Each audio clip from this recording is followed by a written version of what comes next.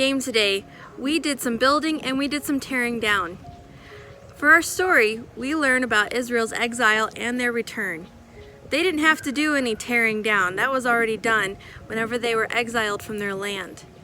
But when they returned, they had to do a lot of rebuilding. And God taught them some things through that. Let's find out more about that in our story today. Israel had many kings. Some of them followed God's commands and served him faithfully. They led their people in doing so as well. But many of them didn't. Over time, the country of Israel was split in two. And later on, many of them would be taken into captivity, captured by other countries. The kingdom of Israel was most notably captured by the country of Babylon. Many of their people were taken away to go live in this other country. And the city of Jerusalem was destroyed. Especially the temple, the house of God, was destroyed, knocked down to its bricks and its wood. God's country was no more.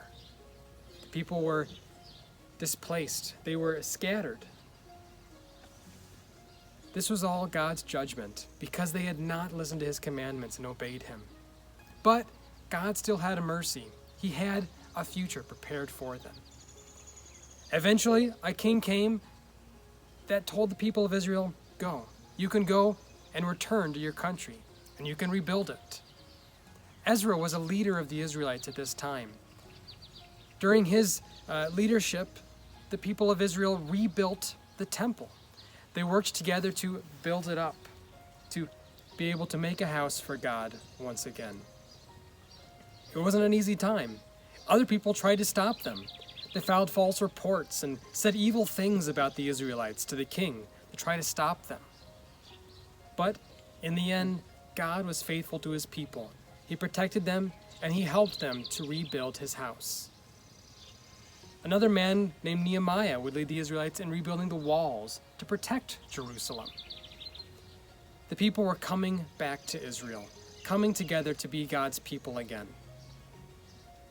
But they still needed to remember him. They needed to remember the one true God and to worship him.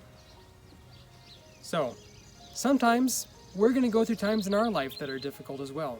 Sometimes God is going to discipline us. Just like our parents maybe put us in timeout or took away something that we liked for a while. God took away their country from his people for a while. They had to live elsewhere. They weren't together with him in his country. But he brought them back.